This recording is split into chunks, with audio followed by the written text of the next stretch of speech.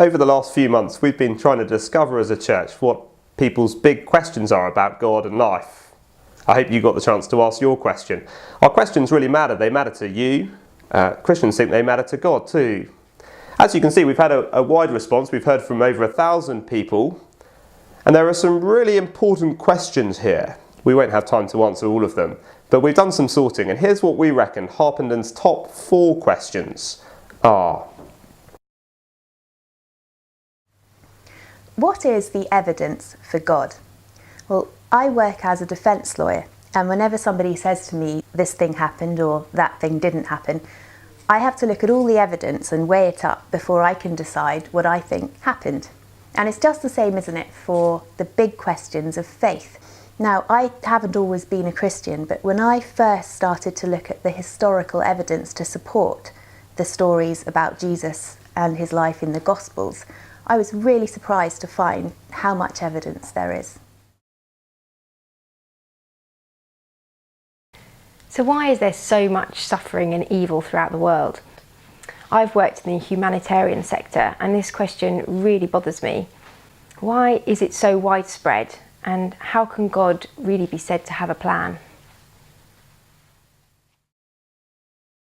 How does science fit with faith? I've recently completed my PhD in chemistry, and in science you strive to find new information, and you accept it after rigorous experimentation. Considering this, how do we by faith accept the creation story, or the miracles of Jesus Christ? In a world where science is ever replacing God, how do we justify faith as little more than our wishful thinking?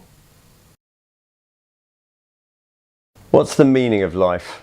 Approaching 50 was not somewhere I ever expected to be, but here I am. For many of us, midlife is all about caring for ageing parents on one side and kids on the other. Here in Harpenden, many of us have settled into jobs with good prospects in a pleasant commuter town with good schools, and yet with all these good things around us, there's a nagging gap. The career's taken off, but we're not going to be chief executive. Our young dreams of changing the world have been tempered by reality. As someone once said, we live lives of quiet desperation. We feel a bit like Mr. Incredible, stuck in a work booth with unused talents and unfulfilled ambitions. Well, maybe one of those is your question. We're going to have a stab at answering the first 2 of those on the 6th and 8th in the public halls, and then the second 2 on the 13th and 15th over at Rothamsted lecture halls. Doors open at 8 o'clock, there'll be drinks and canapes. Admission is completely free. We'd love you to come along to find out if there are any answers to these most profound questions.